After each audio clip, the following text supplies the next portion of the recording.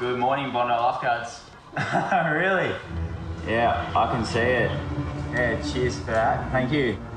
Bondi Central to North Tower. Guys, just put your binos out of your flat rock.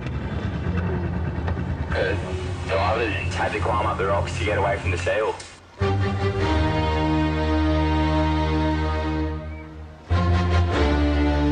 Oh, no way. This man has been spearfishing behind the point at North Bondi. He just wants to go home, the poor bloke. His catch has been pilfered by a cheeky seal. I was a little bit worried at the start, but when I was looking through the binoculars, you could see he was safe because he got up onto the rock. Look at him, he's just standing on that one rock. He's looking at his floaty. His floaty's just off to the right. The catch of fish is attached to a line on the man's spear gun, which has also been procured by the seal. It's a full-on scene out there. The seal's like, nah, mate. Fortunately, the volunteer lifesaver jet ski happens to be nearby.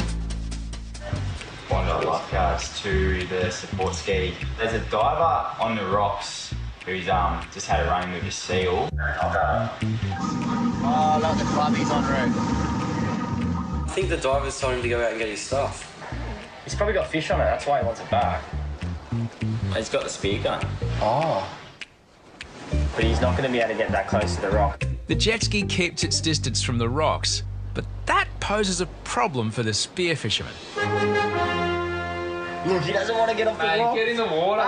Get in the water. He's that scared. He won't even swim the 3 metres to the jet.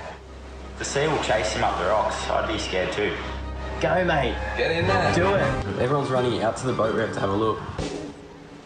Get in there, mate.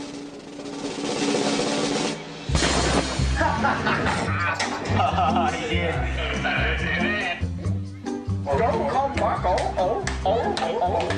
29-year-old Mesulame is originally from Fiji.